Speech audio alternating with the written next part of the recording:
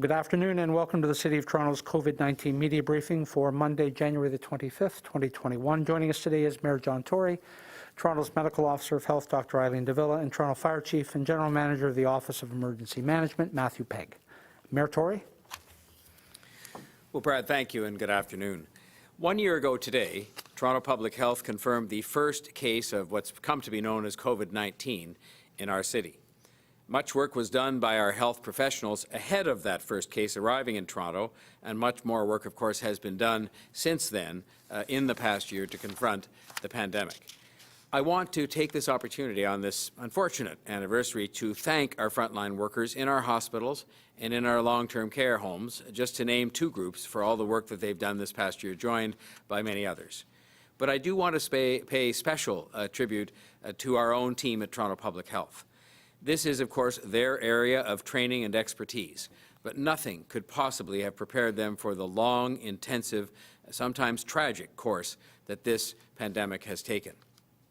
They have addressed this public health crisis with professionalism and incredibly hard work, and I thank them for that on behalf of myself as Mayor and on behalf of all of the people of the City of Toronto. We will never forget all of our frontline heroes. Throughout this crisis, we have been focused on making sure we do everything we can to save lives and to stop the spread of the COVID-19 virus. It has required tremendous sacrifice of all of our residents and so many of our businesses, sacrifices of many different kinds. It's been a year of hardship and, sadly, a year of tragedy for many families. We will never forget the lives lost. I want people to really think about that for a moment. More than 2,000 Torontonians have been lost to COVID in a year at most, because the loss of life didn't really start for some time after the anniversary that we're marking today. This is a loss of life that is almost incomprehensible in a place like this, and should cause us to redouble our efforts to bring this pandemic to an end. And I know we're all determined to move forward this year and to defeat this virus this year. And that's why the city government is working to make sure that we do everything we can to help the federal and provincial governments to roll out the vaccines over the coming weeks and months. And while the vaccines are welcome and hopeful news, we are not letting our guard down yet. The virus remains a very real threat to each and every one of us. We must all continue to stay home as much as possible and to follow the public health advice. Wear your mask, keep your distance from others, wash your hands. Dr. Davila will outline today the steps that Toronto Public Health is taking to warn institutions about the UK variant of the virus and encouraging places like long-term care residences to take the steps, to do the assessments, to look over everything, to take all steps necessary to harden their defenses against the virus. We're also continuing to advocate for proper pandemic sick pay. Today, the mayors and chairs from the 11 largest municipal governments across the Greater Toronto and Hamilton area, representing millions and millions of people, called yet again for federal and provincial action on the sick pay issue. Despite the ongoing lockdown, the GTHA continues to see extremely large and troubling outbreaks in essential workplaces.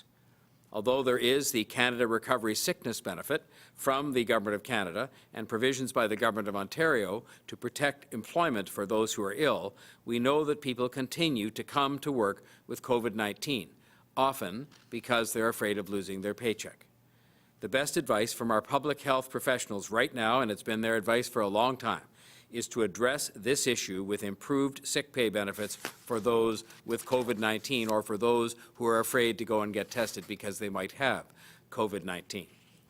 This would at the very least include, during the pandemic, an enhanced benefit which comes closer to replacing income for those who have to take time off work to isolate, a simpler application process, and an immediately available benefit without days or weeks of delay before it's received.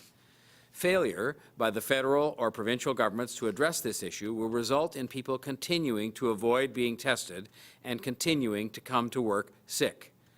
Updating the sick pay benefits available will save lives and will help bring the virus under control faster here in the province of Ontario. The mayors and chairs strongly urge the provincial and federal governments to take urgent action on sick pay. Please step up and make this guarantee for the duration of the pandemic.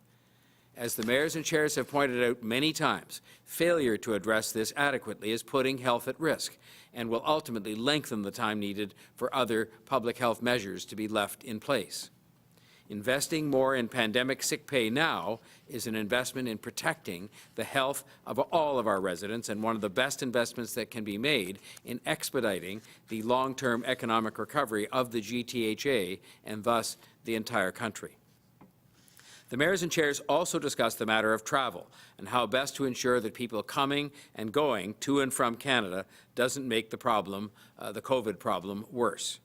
It was agreed that stricter travel measures now would be appropriate. And it was agreed that the management of the virus, and likely the variant as well, calls for additional screening and monitoring measures. The federal government is urged by the mayors and chairs to adopt increased quarantine enforcement mechanisms, including technology, which do not rely on local officials who are already very hard-pressed. In addition to the recently instituted 3-day advanced testing requirement for travellers arriving in Canada, the mayors and chairs urged the federal government to consider additional testing measures at the airports to detect the presence of viral variants.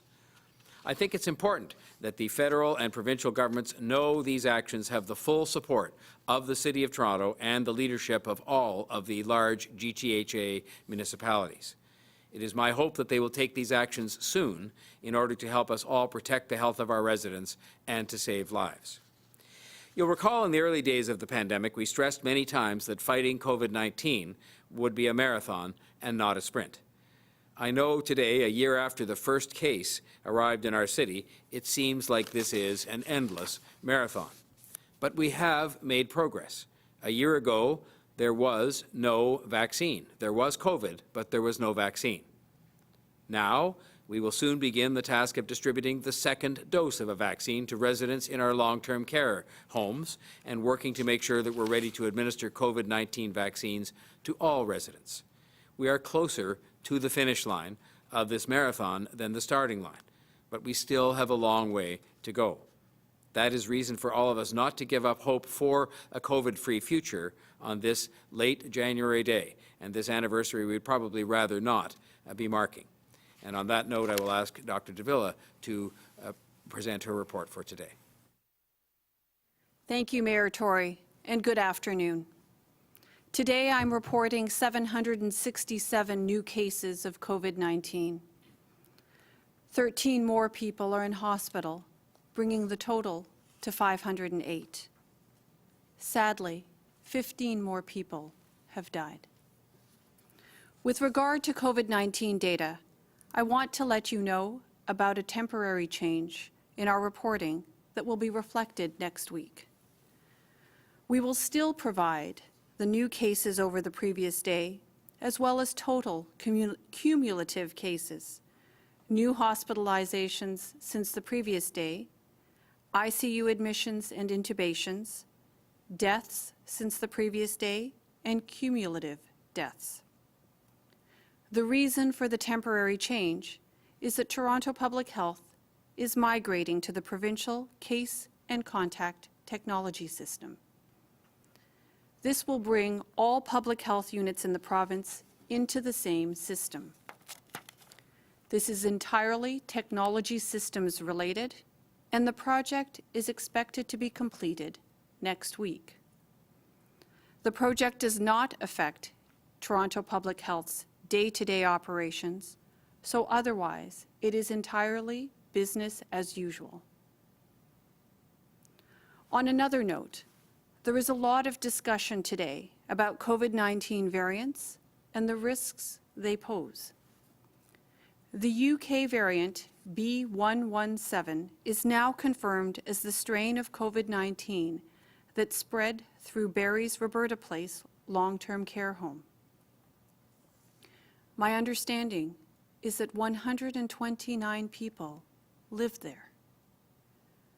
127 tested positive, as have almost 90 people who work there, about half the staff.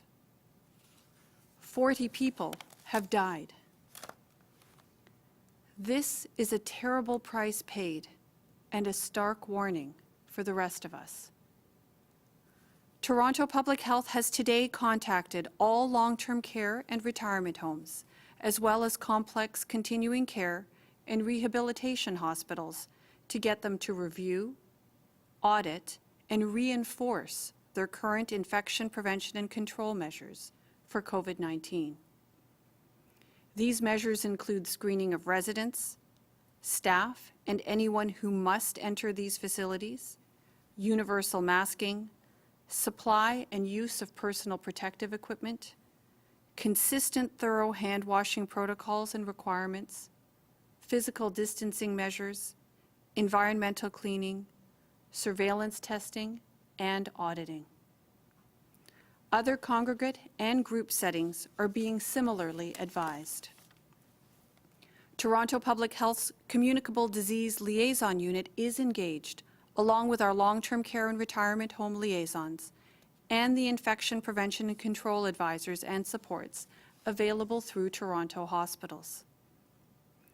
In this environment, it is a relief that the first round of vaccinations have been delivered in Toronto at all 87 long-term care homes and all high-risk retirement homes. The fact is, infection prevention and control is truly everybody's job now, everywhere in Toronto. There is still a lot of work to do to conclusively understand the extent to which the known variants are more transmissible or if they cause more serious disease. We know the UK B117 variant is in Ontario. We must assume it will spread. With that in mind, the most important thing to do is to act in ways that protect yourself and everyone around you. COVID-19 is a dangerous virus in any form. We never know if infection will lead to mild illness or to worse. A survey out of the UK in November found that 1 in 5 people still had symptoms 5 weeks after their acute COVID infection had passed. 1 in 10 identified symptoms 12 weeks or more after their initial infection. This is a phase of the pandemic where the choices we make will have real impacts on the health of others, for better or worse. We can create barriers to variants spreading widely if we avoid situations where COVID-19 can spread. You have heard before what I am going to say next. I hope you will take it to heart more than at any other time. This means keeping apart as much as possible. It means making as few exceptions to contact as we can. So I want to return to actions I advised often last fall. Every time you have to make a decision that could put you into contact with other people or require you to leave home, ask yourself, is this something I have to do, or is this something I want to do? And if it's something I want to do, can I not do it? Can I defer it? Or can I do it online? And if none of those are possible, what is my plan to make the activity as low contact as I possibly can? You know I am sympathetic to the sacrifices and the strain of life in the COVID-19 pandemic. But for now, the time has passed for focusing on impositions, inconveniences, or frustrations. This current situation, in the simplest terms, is not good. For now, we need to focus on things as they are and do everything we can to make sure that things don't get worse. Many people today are noting an anniversary we'd like to forget. A year ago, we announced the first confirmed case of COVID-19 in Toronto. I wonder who imagined then what life would look like a year later. Almost 83,000 cases in Toronto. More than 5,200 people hospitalized. And 2,324 lives have been lost to COVID-19. I believe it is possible that in 2021, we can pick up with the best of where we left off. With schools back, with the freedom to move, with one another's company, and do it all in safety. But there's still a way to go, and it will demand a lot from everyone. But we have learned a lot, and we know what to do. I encourage you to imagine that a year from now, life can look so much better than it does right now, and to lean in hard in the effort to get us there sooner, healthier, and together. With that, I'll now turn it over to Chief Pegg to deliver his remarks. Thank you, Dr. Davila. Good afternoon. As both Mayor Tory and Dr. Davila have acknowledged, 1 year ago today, the first case of COVID-19 was confirmed in our city. This unprecedented emergency has taken a devastating toll on many, including the more than 2,300 residents who have lost their lives as a result of COVID-19. I offer my sincere condolences to those who have been impacted so heavily. Since before the arrival of the first case in Toronto, our teams have worked tirelessly to save lives, prevent the spread of COVID-19, and to do all that we can to protect our healthcare system. With those goals in mind, our coordinated enforcement teams continue to work diligently to enforce the regulations in response to COVID-19. The city has taken formal enforcement action 2,066 times to date. This weekend, our enforcement officers continued to monitor compliance with the Reopening Ontario Act. As a result of violations of the Reopening Ontario Act, 6 charges were laid and 8 notices were issued against owners and operators of retail stores, personal service settings, and grocery stores. Our officers also inspected 90 bars and restaurants, resulting in a 98% compliance rate. 2 charges were laid as a result of violations of the Act. I want to thank the vast majority of residents and businesses who continue to help stop the spread of COVID-19 in our city by complying with the public health restrictions and regulations. Over the course of the weekend, 40 charges were laid as a result of the investigation of complaints relating to large gatherings on private property and in private residences. This weekend, Toronto Police also responded to protests and rallies in both Nathan Phillips Square and Yonge Dundas Square and issued a total of 24 charges as a result. This includes 14 charges under the Emergency Management and Civil Protection Act and a further 10 charges under the Criminal Code. Unfortunately, we also continue to experience issues with the use of outdoor ice rinks after hours. Our Municipal Licensing and Standards team, working in collaboration with Parks, Forestry and Recreation and Toronto Police, continue to work together to support safe outdoor activities while protecting public safety.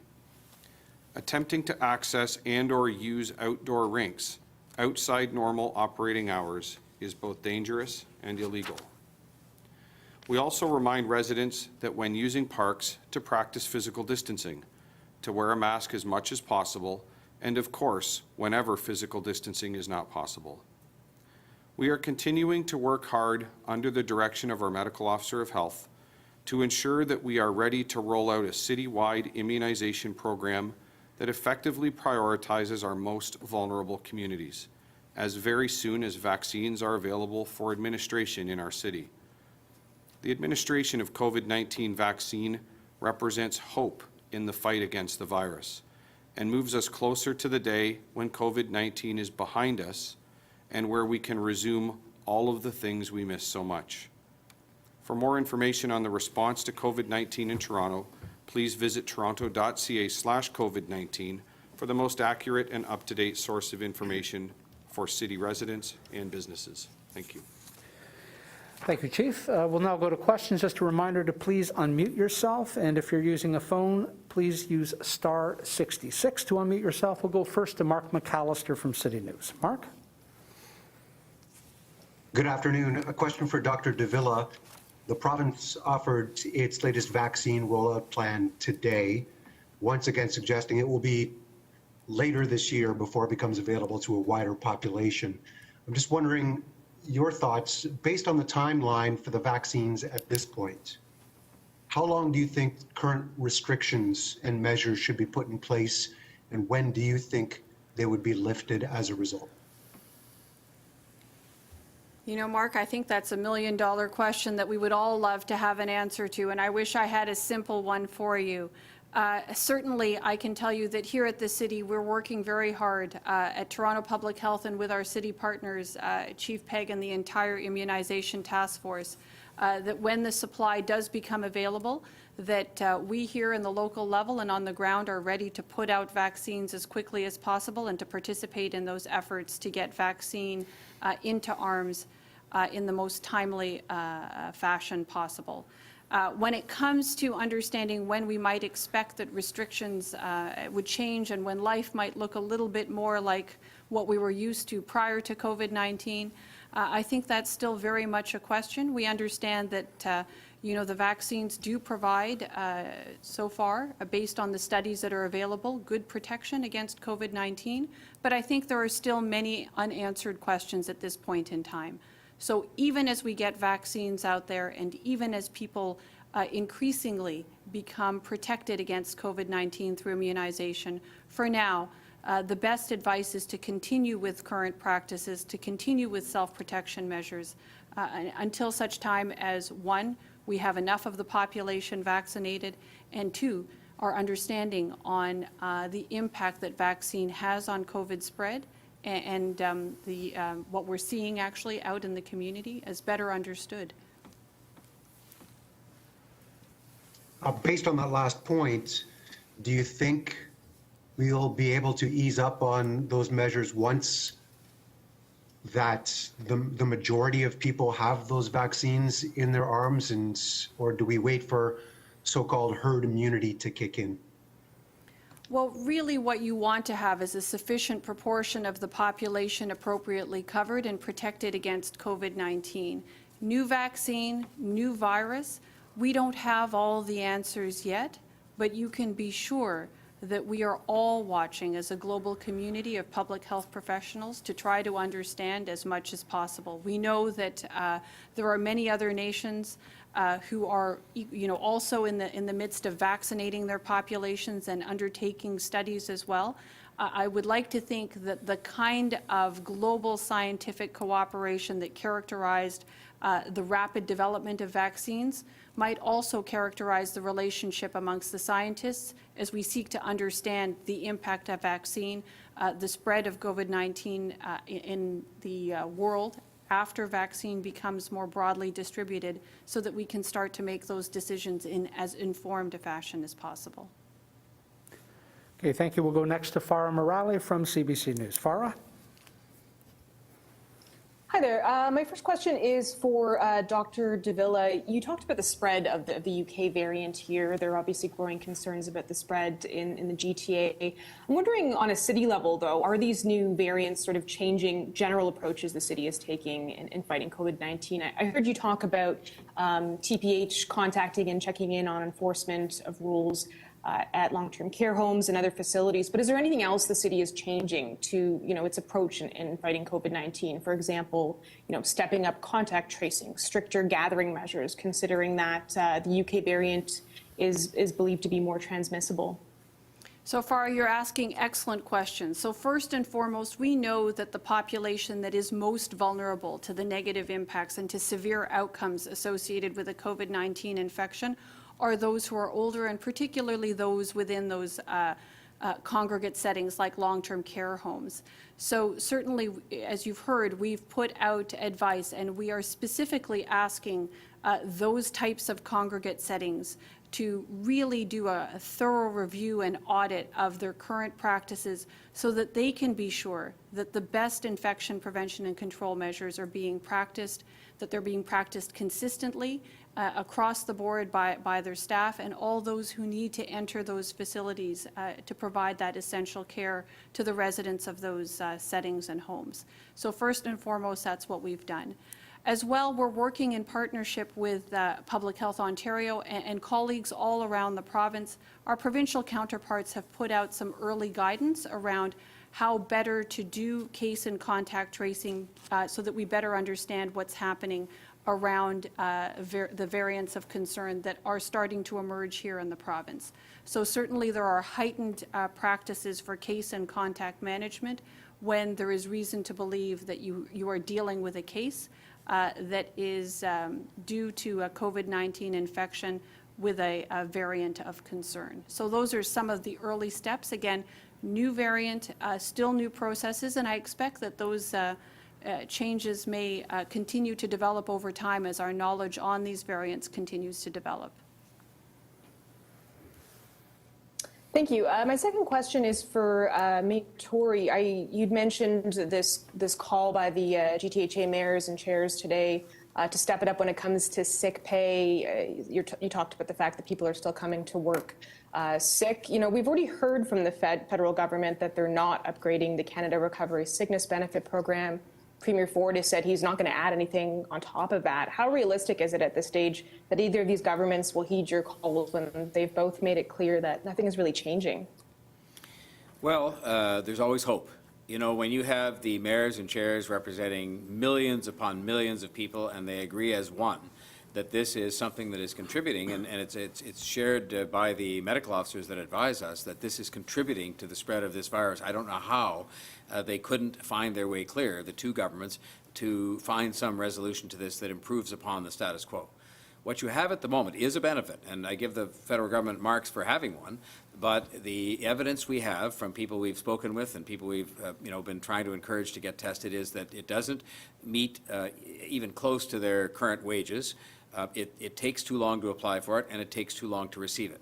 And the net of all of that is that people just decide they're better off going to work sick. How could it be that we have a situation where people conclude they're better off going to work sick and then almost inevitably spreading, as we've seen from the workplace outbreaks, the virus to other people? And so you live in hope that people are going to do the right thing. And I know certainly from my discussions with the federal ministers in particular that this is something they are constantly looking at and constantly reviewing.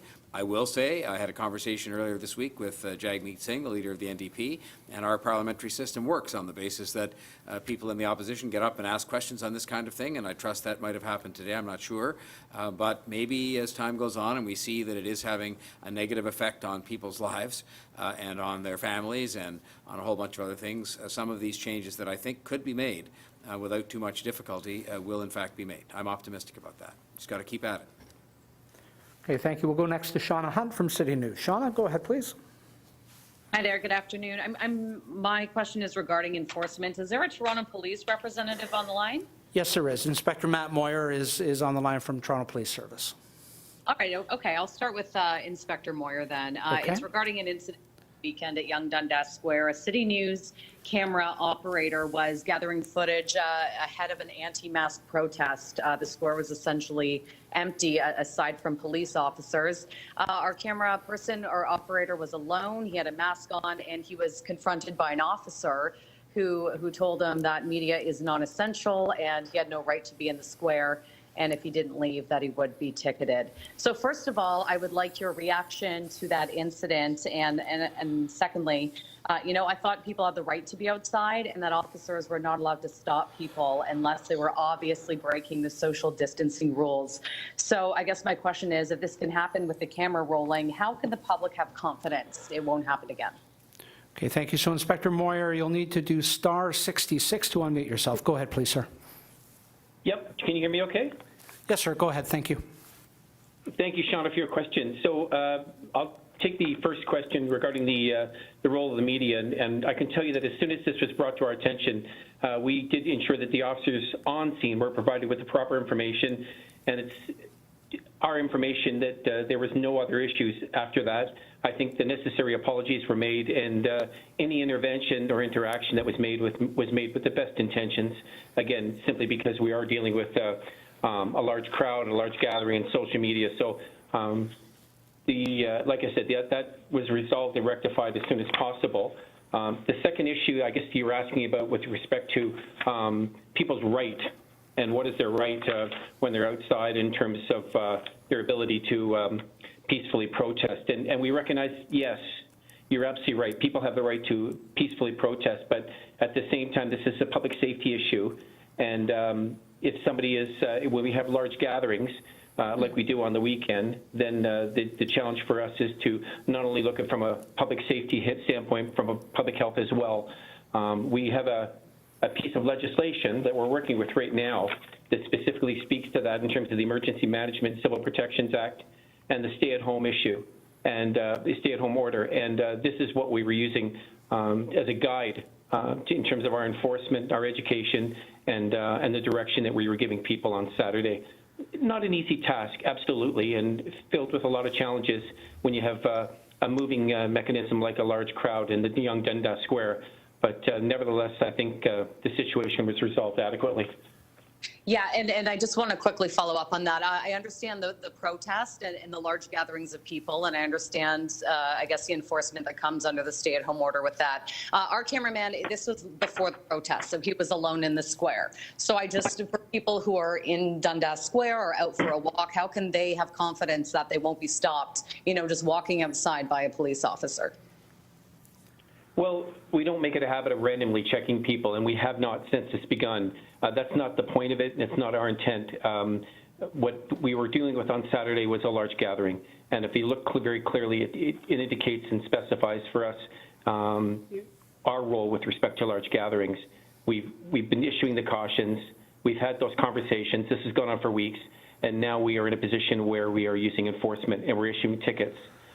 We did run into some challenges with people, but all in all, I think that the messaging that went across, whether it be a conversation or a ticket, sent a very clear message to those that were involved that when you're going to come out and compromise the health and safety of everybody in the city, particularly during a pandemic, you will be walking away with a ticket in your hand at the very least. Thank you, Inspector. We'll go next to Denise Paglinawan from the Canadian Press. Denise? Hi, thank you. My question is for Dr. Davila. I'm wondering if Toronto Public Health is considering testing long-term care homes for any variants. So thanks for the question. As you know, testing is one of those things that's actually done as part of the healthcare system and is done with clinicians. So certainly at Toronto Public Health, we provide advice on circumstances, particularly in the investigation of outbreaks where testing is warranted.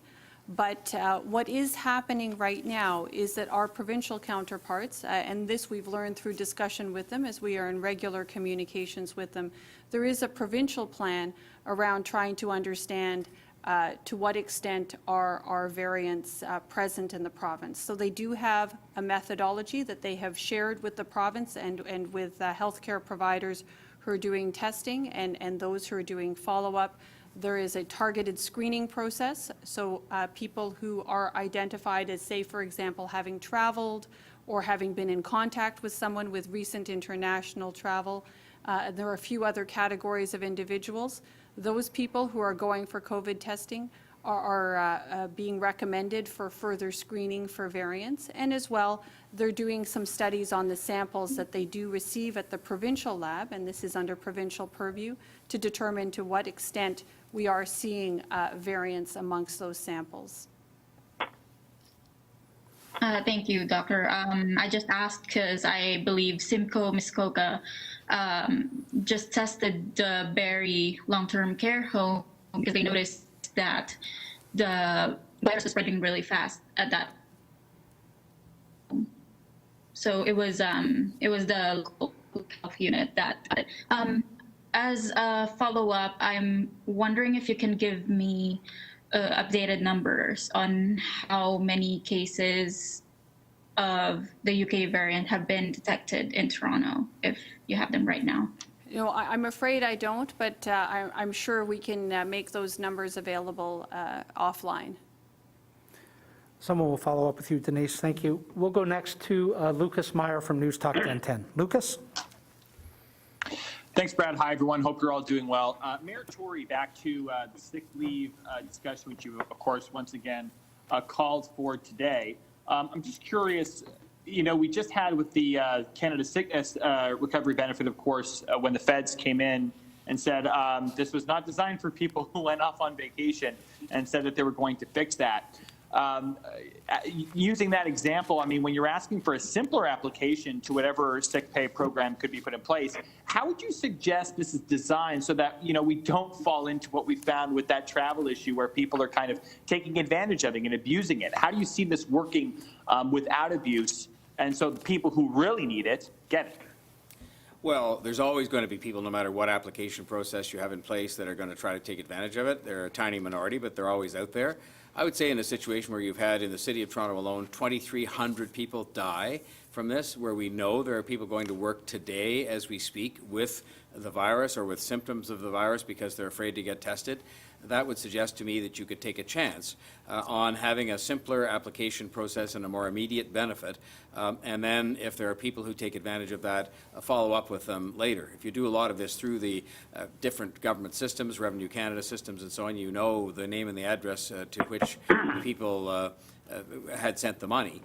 The other alternative we've talked about is having employers made responsible. This probably would have to be mandated by the provincial government, have the employers responsible for providing the sick pay to all of their employees who test positive, and this is a pandemic measure, and then have those companies apply to receive that amount of money back from the federal government at a later time. Bottom line is very simple. People are finding it too cumbersome. The benefit takes too long to arrive, and when it does come, it's not enough to cover their basics for their family, not even close to what they make, and that has to be fixed, or else you're going to have people continuing not to get tested and continuing to go to work sick, and that is putting everybody else's health at jeopardy, and it just can't be right. Thank you, Mayor. And my next question is to Chief Pegg. Chief Pegg, now that a bit more time has passed, do you have any better idea of when the proof of concept clinic at Metro Convention Center might open up again? Lucas, at this point, we do not. We are in daily conversation with the Provincial Vaccine Distribution Task Force, and specifically with General Hillier. And those are discussions that are happening literally every day. But at this point in time, of course, they're monitoring, the province is monitoring along with the Government of Canada, the delivery estimates and timelines for the vaccine, and no updated timelines have been provided to us at this point with respect to the resumption of service at the clinic. Okay, thank you. We'll go next to Matt Bingley from Global News. Matt? Hi, good afternoon. Dr. Davila, I was just wondering if you could clarify a little bit more about that case management system that you were moving or migrating to. Are you moving back to IFIS? Or I'm just trying to figure that out, because when the pandemic began and you had to develop your own software, I'm just wondering about what the rationale would be, if in fact it is IFIS, of moving back to an out-of-date technology. No, so what happened was that in the summer of last year, the provincial government introduced a new case management software, case and contact management system called CCM. And all the other public health units have, since the course of the summer, been able to onboard onto that new system. We're the largest public health unit. We had a significant number of cases, so we wanted to make sure that we had all the preparatory work done in advance. Moving from one technological system to another, as boring as that might be to many, is actually quite a complex undertaking, particularly when we're talking about a large number of records. So we wanted to make sure that we took the appropriate time to make sure that we had all the quality checks and pieces in place to make as smooth a transition as possible. So it is a new software program, it is provincial, and once we are on that system, all local public health units will be on that very same system. Okay, thank you for that. My follow-up is for Mayor Tory. Just to sort of switch gears here onto the Foundry, you know, there is obviously a pause on the demolition of it until Wednesday. I'm just wondering if you support saving the buildings and what other, if the injunction fails on that day, if you will seek to pursue other ways of trying to save those buildings or preserve them in some way. Well, I tell you what I am in favor of is everybody complying with their legal requirements and everybody taking the opportunity to consult both the city and the local residents on a variety of issues, including but not limited to heritage. And that was not done in this instance. I understand the effect of a ministerial zoning order, and I understand that it gives broad sweeping powers to the province to do whatever they want, but I think just the kind of considerate sort of partnership we're trying to form with the province on these kinds of developments, even when an MZO is used, would suggest that even common courtesy suggests that you should sit down with the city, sit down with the residents, discuss a variety of issues, including heritage, and that's what I hope will be done in the time that we have available to us. I can tell you right now that while I was very grateful for the fact that the 5 or 6 days were given up until Wednesday, that if that isn't adequate time, and I'm not talking about weeks and months here, but if that isn't adequate time, we'll find other ways to make sure this doesn't proceed without some degree of consultation, and that includes on the heritage side. On the heritage side itself, I don't know enough to be able to judge whether all or part of these structures should or could be maintained or integrated into this development, but I do know that there are people who have studied that. Those studies have not been made available to us in some cases, and so I just think that's what this period of time is meant to do, and I think my sense is that the Minister of Municipal Affairs has a sufficient degree of goodwill to understand that's what we're trying to do. Okay, thank you. Final question today is to Francine Copin from the Toronto Star. Francine? Oh, hi, good afternoon. My question is for Dr. Davila. What evidence has TPH seen of the variant, the UK variant in Toronto, and how concerned are you that it has taken hold here in the city? So Francine, I think some of the efforts that I described earlier, the assessment and screening that is being done by the Public Health Ontario Laboratory are aimed at getting to answering the exact question that you're asking. So those efforts are still underway. Based on what we've seen from other jurisdictions, clearly we're concerned about doing the very best we can to minimize spread of any variants that may have entered. Again, the best available evidence right now suggests that these are more transmissible. Some estimates have put it at about 50% more transmissible than the standard variants that have been circulating here. Others say as high as 70%. And I suppose as we study more, we'll have a better sense as to what the true estimate really is. But what is good is that we still know what we know about COVID-19 and how it spreads from person to person. And I think, again, it tells us what we need to do is actually in our hands. We know what the self-protection measures are. We know what good infection prevention and control practice looks like. So as I mentioned earlier in my remarks, I do think that at this point in time, you know, as we await vaccines and as we're aware of these new variants, we all have to do our part in infection prevention and control. And at an individual level, that means keeping our distance to the greatest extent possible. And for those who are involved in the provision of services in congregate living settings and those kinds of facilities, clearly making sure that good infection prevention and control practice is being assessed and monitored and constantly improved upon are going to be the kinds of things that we all need to do to minimize the negative impact of these variants. At this point in the pandemic, I think you and Mayor Tory kind of expressed that we may be a little bit past the halfway mark. Are we comfortably ahead of the UK variant, or could it still send the number of cases soaring beyond what we can manage, beyond what the healthcare system can manage? Well, I think we're still trying to assess at the provincial level through those testing endeavors that I described at the Public Health Ontario lab, assess the extent to which the variant is present here in the province. And in particular, of course, I'm interested in hearing about the situation here in Toronto. So we're certainly working with our provincial lab partners on that. I do think that, you know, hearing what we are hearing from other jurisdictions, we do really need to redouble our efforts to make sure that we're doing the very, very best we can to reduce the spread. Again, increased transmissibility of somewhere between 50 and 70% is something that we need to be mindful of. And you know, if something like that does take root, you can see that cases would really start to surge, and that would have consequences on all of us, both in terms of, you know, illness and in terms of hospitalization or worse. So again, it's beholden on all of us to really be part of that infection prevention and control solution. It's all of us that need to participate in those endeavors.